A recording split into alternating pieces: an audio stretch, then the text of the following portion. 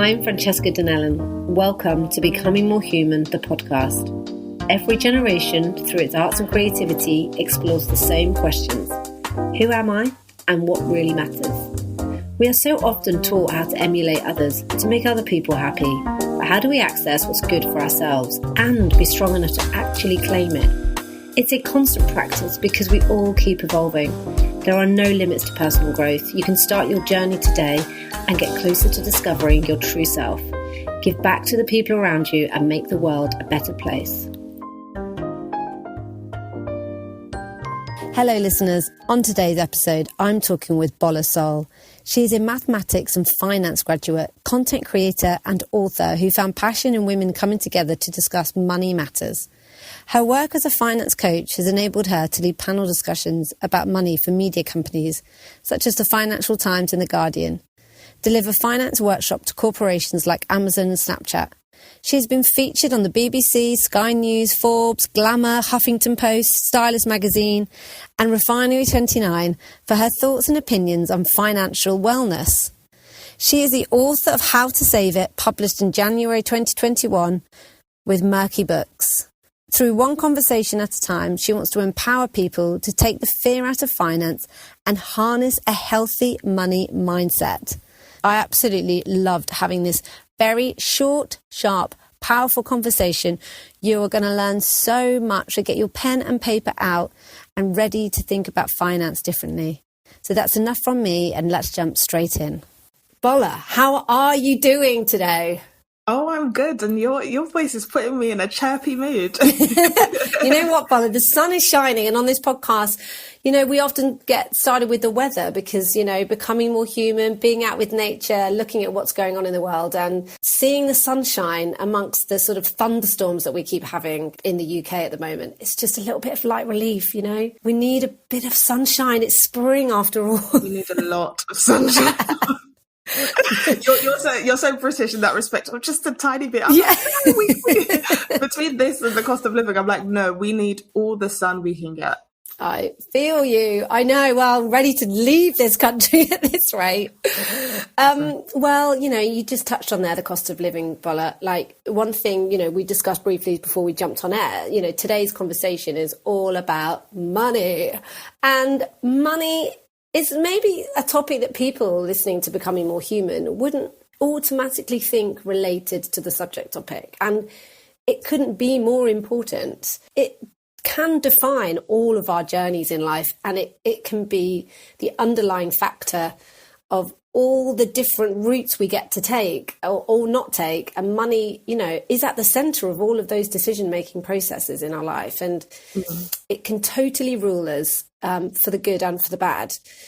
So, Bola, what is your journey with money and finances? You know, how did you become the expert that you are now on it? And what have you seen on this journey to people sort of getting on top of their finances, talking about money? Yeah, I actually love talking about my journey because it starts for a few reasons. One, I studied maths and finance at uni. I was always really good with numbers, and I always felt like I'd never want anyone to cheat me out of my money. And I remember thinking, I want to be like the CEO or CFO of a really big bank one day. But you go into the corporate world, and between like racism and sexism, you're like, I don't know about this. Like, I don't see my gender. I don't see my race. Yeah, I don't see either.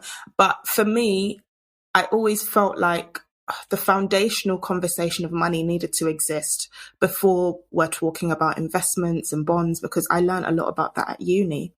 So I remember speaking to my best friend, and she studied psychology, and she was like, she just didn't understand what I was talking about. And I just thought, if she doesn't understand, I wonder how many other people don't. So I literally decided I'm just going to start a blog and I'm going to start talking about money. Now, it's important to note that this was at a time when nobody was talking about anything else but fashion and beauty. Yeah. So stepping outside of that seemed very odd to people around me. But eventually, between that and, you know, the wellness space, there became more of a space for other topics. And I'm really glad that, should I say, as an internet society, we have become more well-rounded.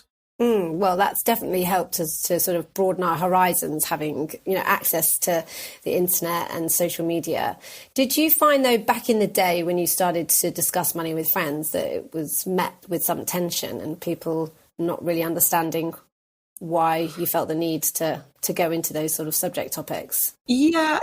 But I think the tension just comes from culturally being British and not really speaking about money. It's all very hush hush. Whereas I think Americans, there's more a bit of an aspiration of like an American dream and, we've got to get this money. That's what they're like there. But like here is a bit like, just make do with what you have. Hush hush, don't talk about money. But I say, who does it benefit to not talk about money? Well, it's interesting, isn't it? Because, we hear a lot about people saying, go and follow your purpose in life, find your purpose and follow it. And there's enough podcasts on people, talking about their purpose and following a dream. But that doesn't always reflect financially. We've heard the classic stories, haven't we, of go and make your money, go to the banking industry, make all your money and then decide what career you want. But usually you sort of burnt out by that stage.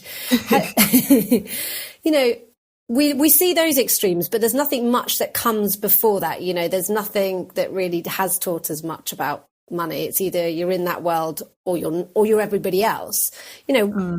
What have you seen? What's been your experience in that? It's really a mixed bag. One, I'd say a big one I've seen is not understanding financial manipulation in relationships. And that's not just romantic relationships. It could also be in family relationships. So I've seen that a lot. People aren't aware that they are being ripped off by their own family. People are being made to feel very selfish for their independent decisions. Which that can cause huge risks, of course. Do you think it stems from jealousy and a need that we're all after something at the moment? People want what somebody else has got. Do you see that coming up? Like, I deserve that. I've worked just as hard. Yeah, it's also a mix. Some people, especially my mum and dad, weren't born in this country. I know a lot of people whose parents weren't. Some parents tend to have this ideology, like everything I did for you. But I always say, listen, being a parent was a choice. The child did not choose to be here. You chose to have them. It is not their responsibility to look after you now. That is not why you should have done this. And I think it's very easy when you're close to someone to, even if it's a subtle demand, but subtly demand something you think you're deserving of, because money you don't work hard for, it's very easy to ask. It's like getting a free drink if you're in the, when they're giving out like samples and stuff, versus a drink you've paid for. A drink you haven't paid for, you can have the choice to quickly open it, not think about it, maybe have a couple of sips and think, I don't know if I like this drink, and throw it away. You wouldn't treat a drink you have paid for the same way. And it just goes to show that that's how people sometimes are with other people's money, that they feel deserving of it and deserving of what they have worked for. Have you seen that sort of as a trend in like the younger generations coming up, or are you seeing it across all generations with your work? I'm definitely seeing it across all generations. I am definitely seeing Gen Z make money and learn things a lot quicker. Because of the internet. I remember my niece is 15 and she said to me, I think each generation is getting smarter. I said, no, you're not getting smarter. You just have access to better technology. Yeah, just put her in her place. I had to put her straight in her place. I was driving. I was thinking, excuse me, darling?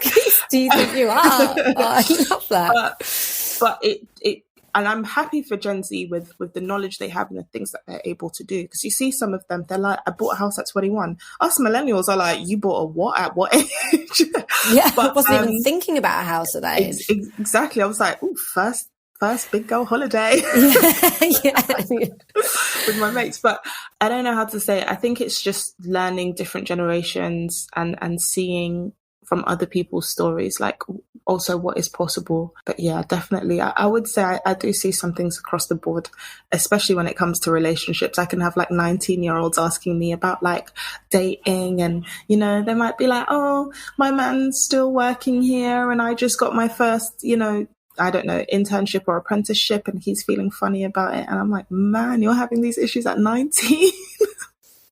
But wow, it's across the board, yeah. In terms of our relationship to money, and maybe listening to what you're saying, it's sort of a generational thing. But our relationship to money classically, especially in the UK, I think it's one of those taboo subjects that sometimes people just would rather not talk about. You know, if your friend says, you know, oh, we want to go out and we want to book these holidays, it's really hard to say no to stuff and to then suddenly start living beyond your means. How do we start looking at that? How do we start managing our own finances and our own sort of communications in those moments? Because, you know, we're all out of COVID. I think people are needing to perhaps save money and be better than they were. I think a lot of people were given money during COVID for all sorts of reasons, you know, especially in businesses and all sorts of stuff that the government was handing out and bounce back loans. And there's all sorts of things that had gone on during COVID and people weren't spending money. They were sat in their houses. So they were even saving the money they were still earning. We were living beyond our means a little bit, I think, in some respects. And I wonder if you've seen any of that. How do we manage it? You know, how do we try and say, no, we can't? And no one wants to say, I can't afford to do that in this day and age. Something that my friend taught me is she used to say, it's not in my budget right now. And I think that's something we just need to say. That. So something I personally do is if someone says we should meet up and we should catch up, I say that's fine. So whatever month we're in, I look at the next month. And that's simply because I'm trying to honor my relationship with money to the fact that I just can't keep finding income to spend immediately. And that's the thing. We can't always have immediate gratification. When there's things I really want, especially when it's summer, I'm going to come to that about seasons. I have to make a wish list because I'm just like, I can't go broke just trying to get everything I want in one go. And it makes me think long term, do I still want it after a certain point? But one of the things I want to talk about as well as seasons. So I look at seasons and something like summer, I'm aware there's festivals, there's flights. You want to go out, you want to have a good time. You absolutely can. If you know you're going to spend more in that season, you need to learn to cut back in other seasons. So something like Q1, January to March in any year, I know it's cold. I'm like, nope, I'm not really going out. I'm saving my money. It's cold outside anyway. Of course, I know that it can be costly to stay inside, but I think it's less costly than doing both. Mm-hmm. So I tell myself I'm going to cut back a lot in this season because maybe April to June, I'm going to start spending more. And I just tell myself that in order to do that, I would have had to make cutbacks. And it's okay, like, to have a fun fund as well. So I sometimes think people don't have good. That. Yeah, people look at money and they think and they forget it's something that they should enjoy. Yeah. And I'm like, well, if you're doing all of this work, what exactly is it adding up to if you're not enjoying it? So if you know what that fun is for, whatever you want to go and do, just put some money aside and literally have a fun fund. And also be super organized. I swear by my calendar. That's how I know what's happening and how much things cost. So that's the best way to live, really. Well, that sounds like a really smart way to live. If you're being conscious of money, you know, as we said at the beginning, you know, people aren't always taught about money. You know, I remember, you know, I've grown up really in the creative industries. You know, nobody sat me down to tell me about money when I started my business, ever. All I was ever told by a family member, who I'm sure should have told me more than this, because they were older and wiser. But all I got was, as long as you've got more money coming in than you have going out, you'll be all right. Oh my gosh. How scary, because the first thing I think is save enough money for taxes. Like, oh my gosh, that's like the first thing I think about. Whenever I get income from my business, I literally think VAT, tax, accountant, manager, like before it even hits me. So I'm like number 5. Amazing. In my list, because... That's a good point, actually. That's a really good point. Look at that list and see where you fall within it once everything's come out. Exactly. Who do you have to pay? And I've now made my team bigger in different ways. And now I'm like, oh, this is a bit expensive, but it's worth it for what I want to do. And yeah, I'm telling you, it's when you start to run a business, it's bigger than you just getting paid. It's sometimes about other people getting paid first before you as well. Yeah, and a really important point. In terms of personal, you know, savings and how we look at that, you know, again, something I've only learned in the last few years, and I'm heading up to 40. You look great. Thank you. I'm learning more about not just saving money and stashing it sort of downside the sofa, but it's learning about how to invest. And that's been top of my agenda for the last few years. And, you know, I've got lots of friends who I speak to about it who still are a bit like none the wiser on it. And it amazes me because these are smart people in smart jobs. You know, I hear some friends just saying, oh, well, I have a pension at work, so that's kind of ticked a box for them. And they think that's kind of enough. Well, it might be. I don't have a PAYE salary, so I wouldn't know. You know, in my pension, what I do is very different. But, you know, it's learning how to make your money work for you. And I think the misconception, from what I understand, is that you need a lot of money to do that. And I don't think you do. From everything I've ever read and learned, it's about starting small and just getting started. Absolutely. I'd always say, because I get this question a lot, first of all, you choose the right investment platform. That's the key, because one of the things that you learn with investing over time is think about the fees. Because those are the fees that are going to cut into your profits. Now, a great reason to invest is because over the long term, it should provide you with more profit and income, because it should kind of offset any inflation. Yeah. So right now, inflation is so high that your savings, even if we're seeing interest rates go up, doesn't necessarily mean that you're still doing well. So even if a savings rate, for example, is 5%, if inflation is 10%, you're still losing 5%. So every £100 you earn, it's only worth about 95, basically.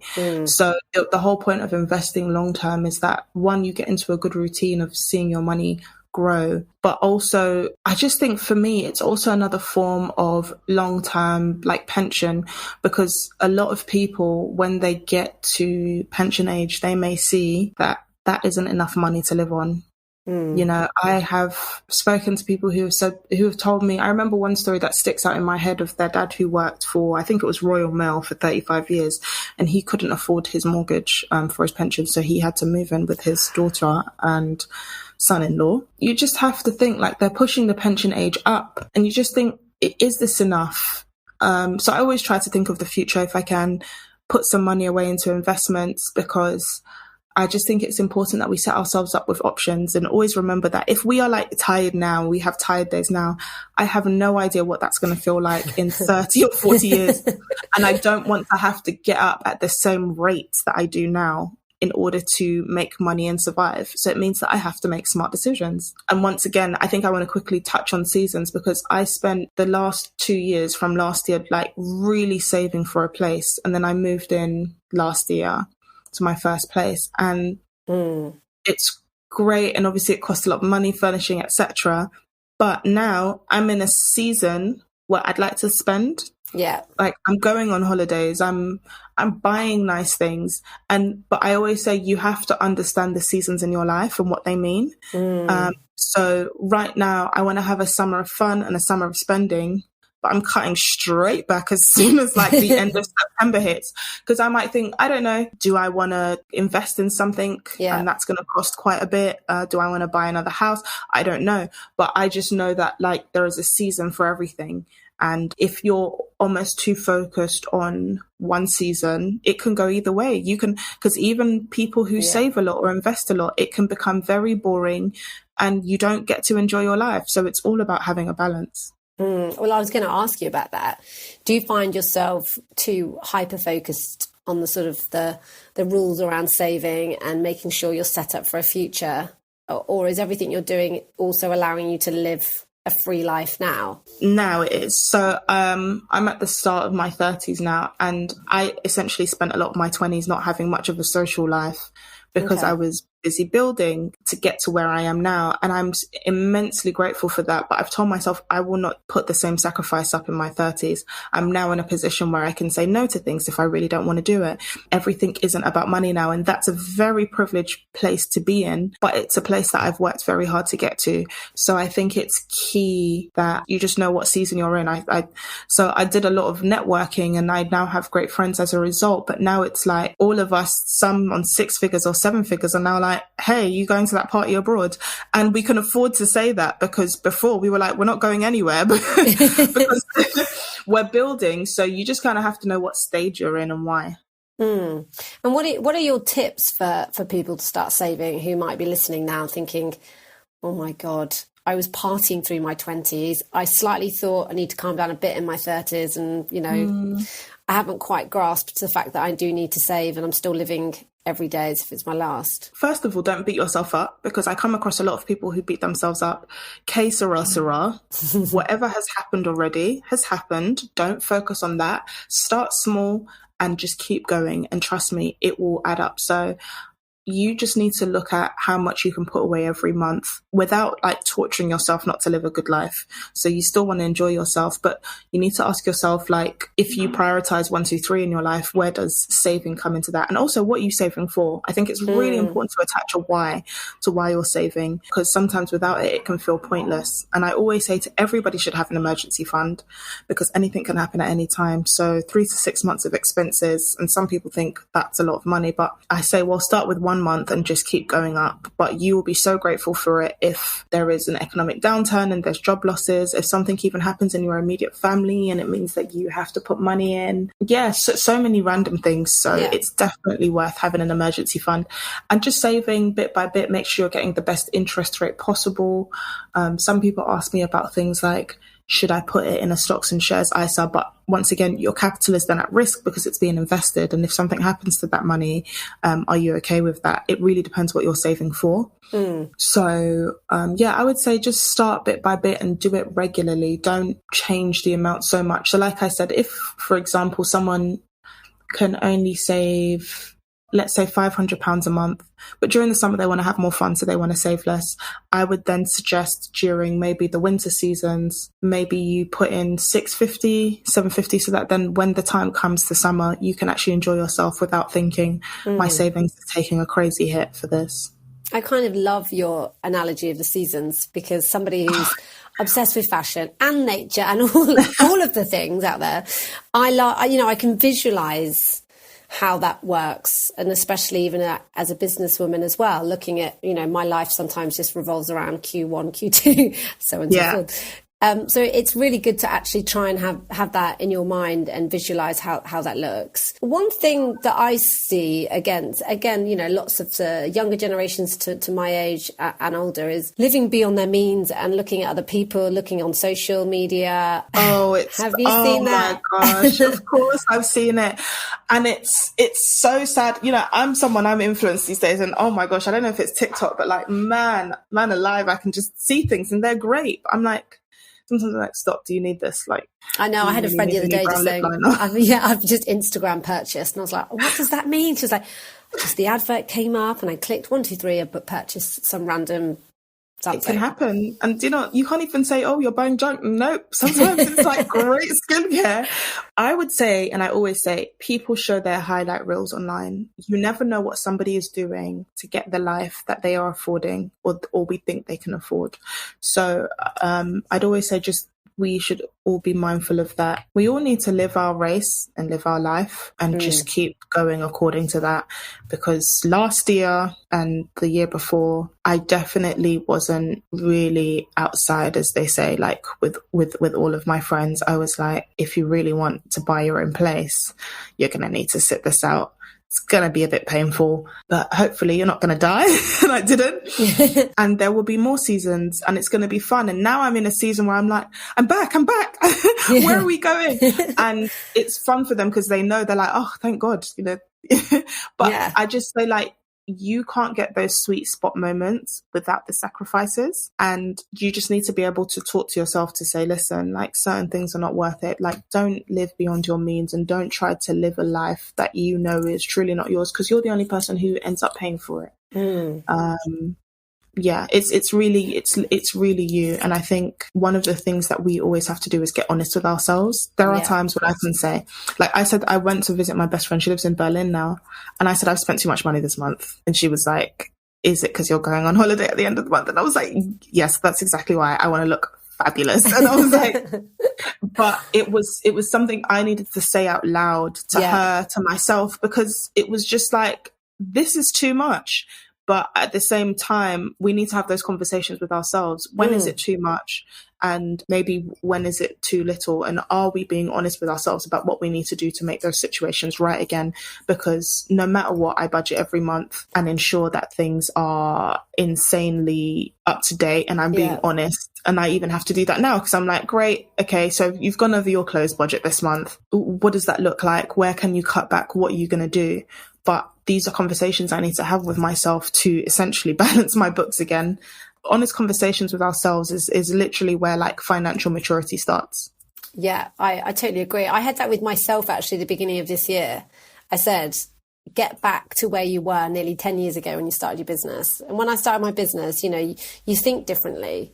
You're new to the game. You're savvy, especially about money, because, you're just starting to earn it on your own terms. You don't shop because it'd be stupid. You're building a business, and your relationship to money, I think at that stage is just like, just keep collecting it, because, you're living in a flat share where I was at the time, and you want to get out of it, and you want a new life, and you have that kind of goal. And, I felt, when I started my journey, that was a real strong mindset for me. And then lo and behold, you earn a bit more money and the years go on. And then the little like treats you'd buy yourself when you won a new client would suddenly be a weekly treat instead of a monthly treat.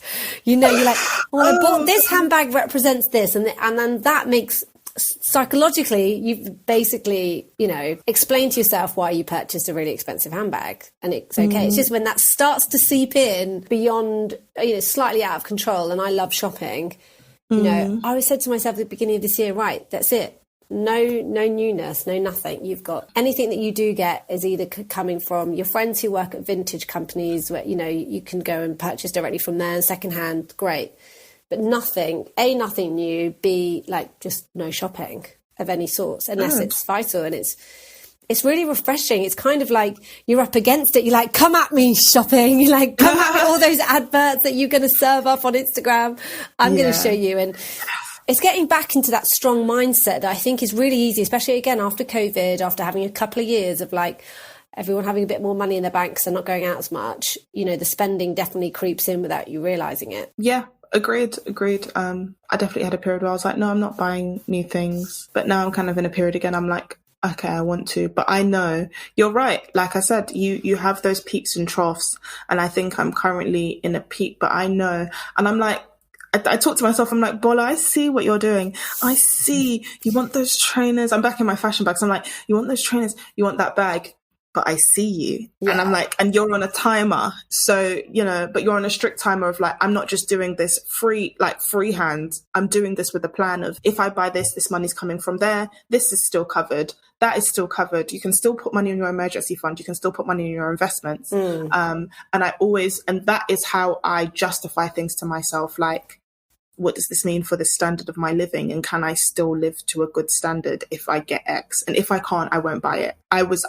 In my 20s, I was like, I'm the youngest of 6. So like, amazing. I've seen some of my siblings, not all of them, like kind of have this like fashion crazy era of like buying really expensive designer goods and buying a really nice car. And I promised myself I wouldn't do any of those things before I had a property. And that was my personal value. But I think it's key to know your financial values and why it's important to you.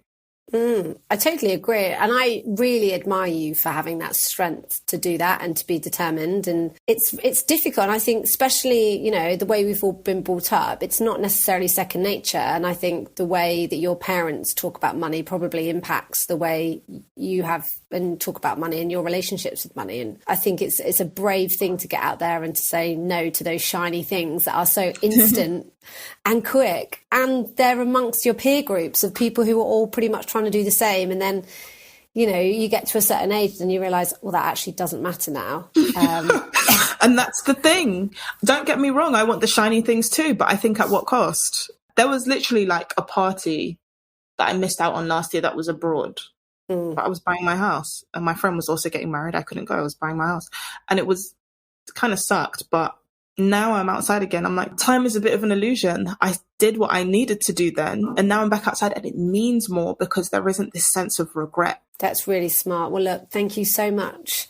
It has been such a great power chat. about money. There's like so much in there. And I think, I've definitely going to have taken a lot from that. And I think there's lots of little things we can apply. Is there anything else that you wanted to chat or get across? When it comes to money conversations, start having them with your people, your personal people and things, because we talk about everything else, relationships, etc., work. And at times we avoid the money conversation. And sometimes we really need to have it because we don't always know what people are going through. We can't even be there for them if we are not opening up our mouths to say, this is actually what I'm going through. Let's start having better money conversations. Yeah, I couldn't agree more. And I think we have to remember that those conversations at times are going to be really awkward. They're going to feel uncomfortable. Yeah. But you are going to feel better. But we still have to have them. Right. Well, that is a wonderful place to round this interview off. Go get awkward. Go and get that conversation. And let's put money at the top of the agenda and make it work for us at the end of the day. I'm Francesca Donnellan, and you've been listening to Becoming More Human, the podcast. You can follow Becoming More Human on Instagram, subscribe, rate and review the podcast on your podcast apps such as Spotify, Apple, Amazon and Google. And don't forget to check out our website for exclusive audio content on becomingmorehuman.co.uk. Join me next week for another inspiring conversation. Thank you for listening.